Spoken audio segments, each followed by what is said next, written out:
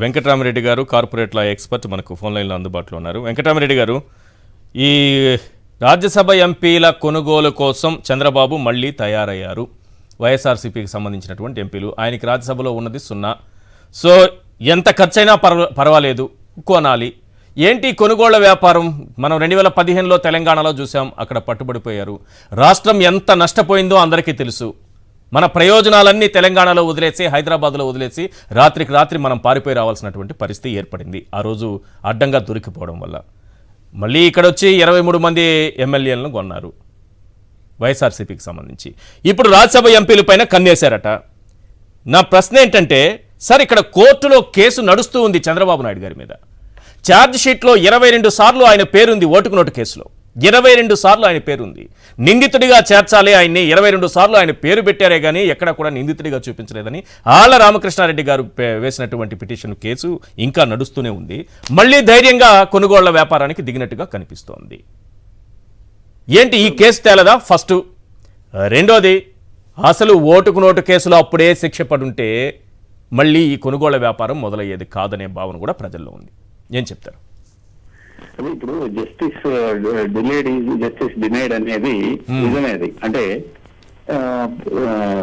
త్వరగా ఇవ్వలేనటువంటి జడ్జిమెంట్, అది అతనికి రావాల్సినటువంటి జడ్జిమెంట్ ఎవరికైనా సరే అది జస్టిస్ ని డినై చేసినట్టేనా అనేది ఒక ప్రభావం ఉంది. అదేవిధంగా మన ఇండియన్ సిస్టమ్ లో, లీగల్ సిస్టమ్, జ్యుడిషియరీ సిస్టమ్ లో ఎక్కడ కూడా కేసుల్ని త్వరతగతిన తేల్చే పరిస్థితి లేనటువంటి సిచ్యువేషన్, కోర్టుల పైనటువంటి పని భారం ఎక్కువగా ఉండడం వల్ల ఇప్పుడు రాజకీయ నాయకుల పైన ఉన్నటువంటి కేసులని అతి త్వరగా తేల్చాలి అనేది దానికి సపరేట్ కోర్టులను కూడా పెట్టినా కూడా వివిధ కారణాల వల్ల, అందరికీ తెలిసినటువంటి కారణాల వల్ల, వ్యవస్థల్ని మేనేజ్ చేయడం వల్ల కూడా దిట్టలైనటువంటి మన నాయకులు వాళ్ళ పైన ఉన్నటువంటి కేసుల్ని ముందుకు రాకుండా చేసుకోవడం, ఇది చాలా తీవ్రమైనటువంటి వివాదం. అంటే ఇది కోర్టులో ఉన్నా నాకేం భయం లేదు, అడ్డంగా నేను పట్టుబడిపోయినా నాకు భయం లేదు, అది నా వాయిసే రికార్డింగ్ అని దేశం విన్నా, ప్రపంచం విన్నా, ప్రజలందరూ విన్నా నాకు భయం లేదు, ఛార్జ్ షీట్లో 22 సార్లు నా పేరు వచ్చినా నాకు భయం లేదనే తత్వం వస్తే ఎలా సార్ ప్రజాస్వామ్యం బ్రతికేది ఇక్కడ? ఇప్పుడు ఇటువంటి సిచ్యువేషన్ లో అట్లీస్ట్ ప్రజల్లో చైతన్యం ఇప్పుడు వస్తుందండి. అంటే పిల్లల్ని ఇంగ్లీష్ మీడియం చదువులు చదువుకోకూడదు, వాళ్ళ పెద్దలు ఏదైనా చదువు రాకపోయినా, వాళ్ళకి చదువు రాకపోయినా పిల్లలు చదువుకుంటే రేపు వాళ్ళు గొప్ప వాళ్ళు అయితే మంచి నాయకులు అవుతారు కాబట్టి వాళ్ళని కాకూడదనే అక్కడి నుంచే మొదల్లో తొక్కుంటూ రావడం అనేది ఈ నాయకుల నైజం అయిపోయింది. ఇప్పుడు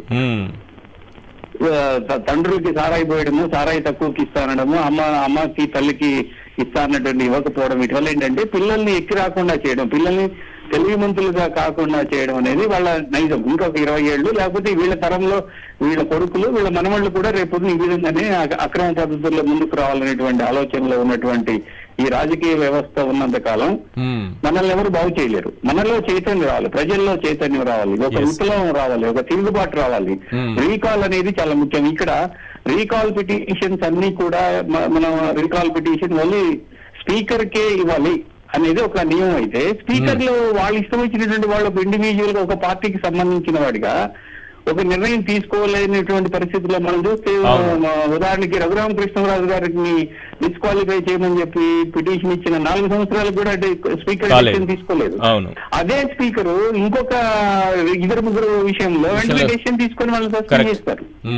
సో ఇటువంటి వివక్ష అనేది రాజకీయంగా లోక్సభలోనూ, రాజ్యసభలోనూ, పార్లమెంట్ లోనూ జరుగుతున్నంత కాలం మనం అందరం ప్రేక్షకులుగా ఉండిపోవాల్సినటువంటి పరిస్థితి.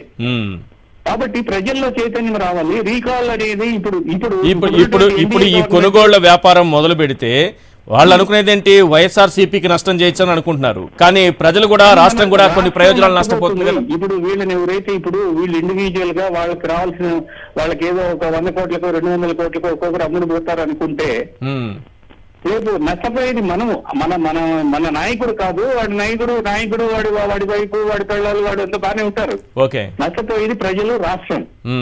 ఈ రాష్ట్ర ప్రయోజనాలను తాకట్టు పెట్టేటువంటి నాయకుల్ని ముందుగానే పసిగట్టి వాళ్ళ పైన ముందే పిటిషన్లు వేసి వాళ్ళ పైన వాళ్ళ ఇళ్ల దగ్గర ధర్నాలు కూడా చేయాల్సినటువంటి పరిస్థితి ఏర్పడుతుంది ప్రజల్లో.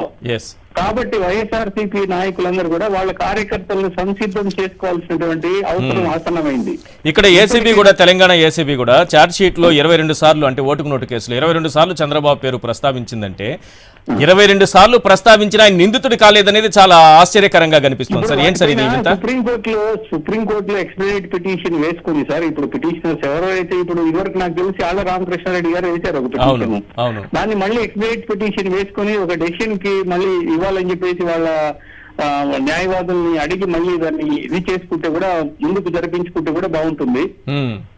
అయితే ఇక్కడ ఏమవుతుందంటే, అంటే ఏమైందంటే ఇప్పుడు ఇక్కడ గవర్నమెంట్ నుంచి కూడా వాయిదా కోరారు. మొన్న లాస్ట్ ఏప్రిల్లో జరిగినటువంటి 16వ తారీఖున 17వ తారీఖున జరిగినటువంటి సుప్రీంకోర్టులో గవర్నమెంట్ కూడా వాయిదా కోరింది. సరే, అప్పుడు సుప్రీంకోర్టు కూడా సీరియస్ ఎన్ని వాయిదాలు కోరుతారు, ప్రభుత్వమే వచ్చి వాయిదా కోరితే ఎలా అని అడిగింది. కాకపోతే ఏంటంటే ఇప్పుడు ప్రభుత్వం మారింది కదా, అప్పుడు బీఆర్ఎస్ ఉంది, అంటే టీఆర్ఎస్, ఇప్పుడు కాంగ్రెస్, ముఖ్యమంత్రి రేవంత్ రెడ్డి గారు. దాంతో ఈ కేసు అసలు ఎట్టుపోతుంది, ఏం జరుగుతుంది అనేది కూడా అర్థం కాని విధంగా తయారైంది.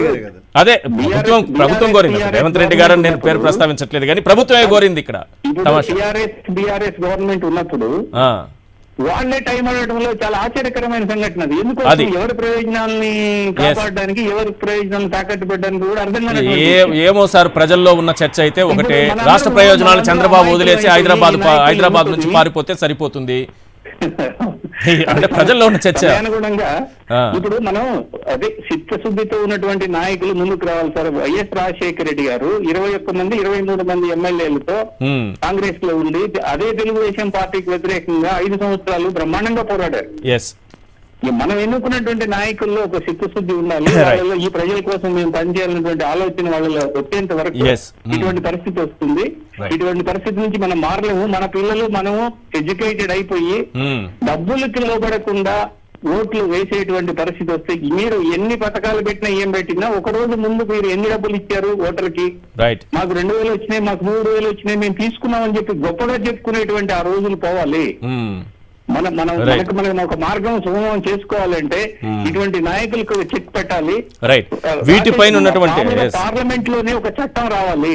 పార్లమెంట్ దశల్లోనే ఒక చట్టం తేవాలంటే ఇప్పుడున్నటువంటి ప్రభుత్వాలే మిక్స్డ్ ప్రభుత్వాలు ఉన్నప్పుడు వాళ్ళ అవసరాల కోసం ఇటువంటి నాయకుల్ని వాడుకుంటున్నప్పుడు మీకు సాధ్యం ఎక్కడ సాధ్యం అవుతుంది కూడా ఇప్పుడు పరిస్థితి కష్టమేనండి. ఇప్పుడు అంతే కరెక్ట్. థ్యాంక్ యూ అండి వెంకటరామరెడ్డి గారు, చర్చలో పాల్గొన్నందుకు, మీ అభిప్రాయం తెలియజేసినందుకు. నిజానికి వీటిపైన ఉన్నటువంటి ఆసక్తి, ప్రజలకు ఇచ్చినటువంటి హామీలు నెరవేర్చాలని చంద్రబాబుకు లేకపోవడం అనేది చాలా దురదృష్టకరం. పైగా ఖజానాలో ఏమి లేదంటున్నారు చంద్రబాబు నాయుడు గారు. ఆ రోజు 2019లో దిగిపోతూ అమరావతిలో సృష్టించి పెట్టినటువంటి, ప్రతిసారి చెప్తున్నారు ఇది 3 లక్షల కోట్ల సంపద సృష్టించేవాడిని. ఆ 3 లక్షల కోట్ల సంపద ఏమన్నా సృష్టించి ఖజానాలో పెట్టిపోయారంటే లేదు, కేవలం 100 కోట్లు పెట్టిపోయారు. 12 రోజుల్లోనే జగన్మోహన్ రెడ్డి గారు బడ్జెట్ ప్రవేశపెట్టారు. నవరత్నాలైతే ఏ హామీలు ఇచ్చారో వాటన్నిటికీ కేటాయింపులు చేశారు.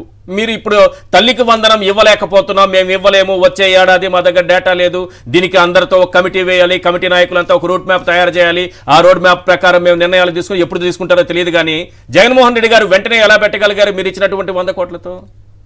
6,550 కోట్ల రూపాయలు ఆ రోజు అమ్మఒడికి కేటాయించారు 12 రోజుల్లోనే.